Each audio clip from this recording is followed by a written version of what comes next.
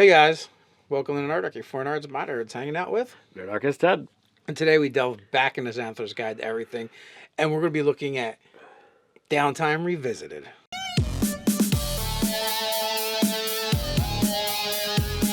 Jump down the description below where you can sign up for Nerdarchy the newsletter, get weekly gaming tips, as well as learn how to game with us. Hey, while you're in the description, you'll find a link to Xanathar's Guide to Everything for you to pick up your copy.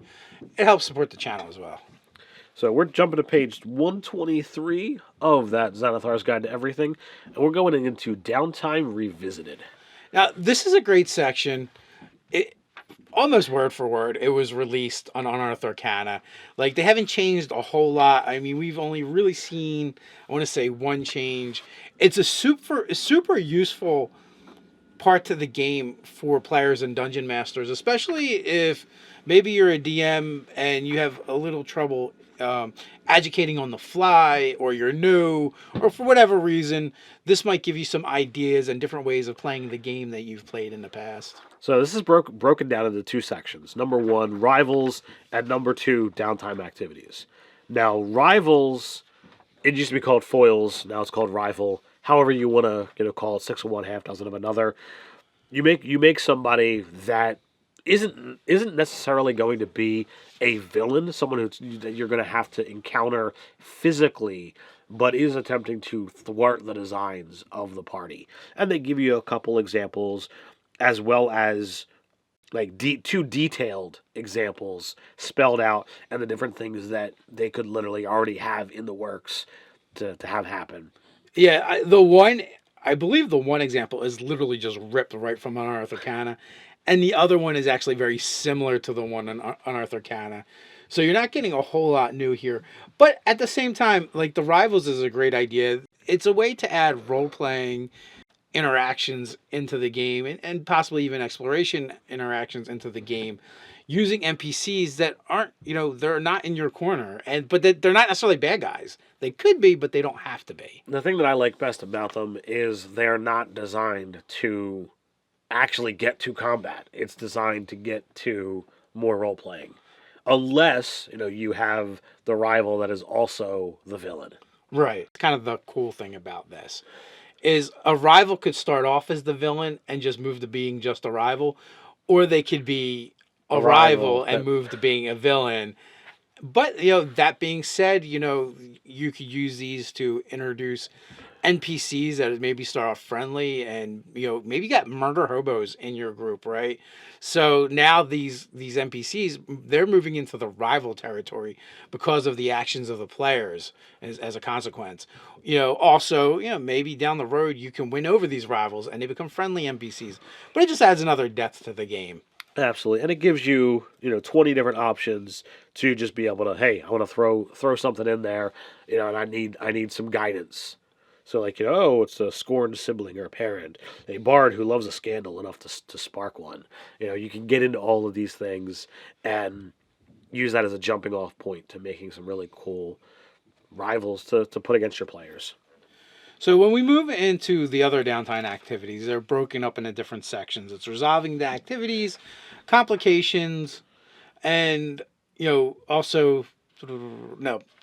So basically what this means is you can do the thing, be successful, and there's always a chance that a complication arises that's going to make something interesting happen in the players' lives. And you've got a bunch of different options of what you can do with your downtime. As Dave says, this is ripped right out of the Unearthed Arcana. It's really gonna be up to you as the GM what kind of downtime activities that you're going to allow. Like, it starts off with, I want to buy a magic item. Now, if you don't have people who sell magic items in your town or in your world, then this is going to be, pretty much moot.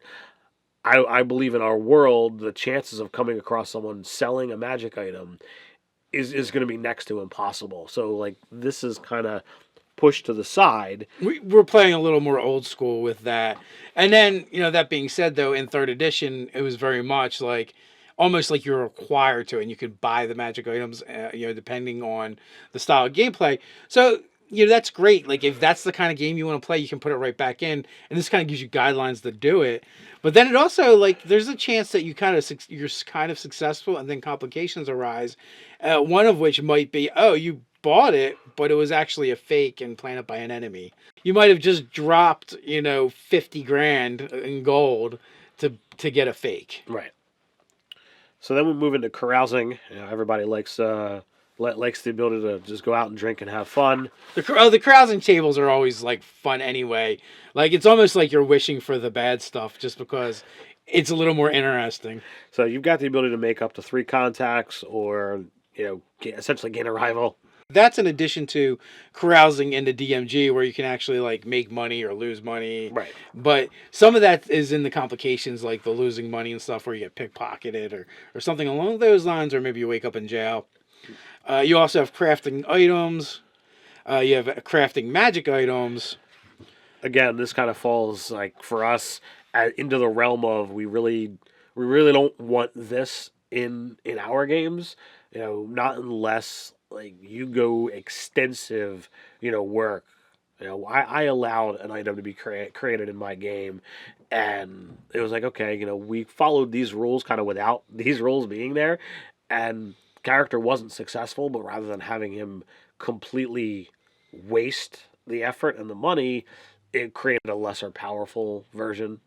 Yeah, he wanted a ring of water walking. He got a ring of water creation. And he was super happy with it. You also have, one of the things you can do is you can do crime. You can try and pull a heist, and it's kind of, figured out through some rolls, and without actually going on a full scale adventure for this. Maybe you just have 1 or 2 characters in the party that would do something like this. So, like, it's just like a fun tidbit that you could add to the game later, and it might cause some problems down the road for you. With crime, you've got the ability that whatever it is that you took or stole, it might be insignificant. But if you've got something where, all right, they did well, so they found something that has a decent value, you then have the ability to use that crime against them later and let that build. It inserts a rival. I think that one has a lot of uses, and it's all completely prompted by said player. Yeah, so moving on from there, we have gambling, we have pit fighting. We have religious services where you help out a church. I actually have characters that do this on a regular anyway. Don't forget about relaxation. I mean, there's relaxation. You've got to be able to put your feet up and relax. The whole point of that one is to really shrug off some effects that are still lingering, because you wind up getting advantage. It's also one of the few things where you don't get it, where there's far less complications that can arise. You have research that you can do. From that research, you can also make contacts, which is kind of cool. It goes into more on, making magic items, in this case, scrolls. You can sell those magic items. For, a minor increase. You can get a job and go to work. You can undergo training. So these are all different things you can do in your downtime, and we were kind of like condensing it because we really talked about a lot of this stuff when Unearthed Arcana came out. But it's been added to Xanathar's Guide. It's now official. I think this is useful. I think this section will be helpful for GMs. I think it's going to offer a lot of things for new GMs. It's going to take GMs who aren't familiar with pacing and adding these things to slow down the course of their game. And this is a way to be like, all right, well, I'm going to insert these things so that my players can go off and do this other stuff that they might have an interest in, but I wasn't inserting before because I didn't know how to handle it. Or as a player, too, you may see these things and it may spark your imagination. I mean, and make you realize that you can do things in the game that you never thought were possible. So it just adds more dynamic to the game, makes your campaign more of a living, breathing world. So I think it's a good addition, guys. What do you think? We have a place for it. It's down in the comments below. While you're at it, like, share, and subscribe. You can head over to Patreon and support us there.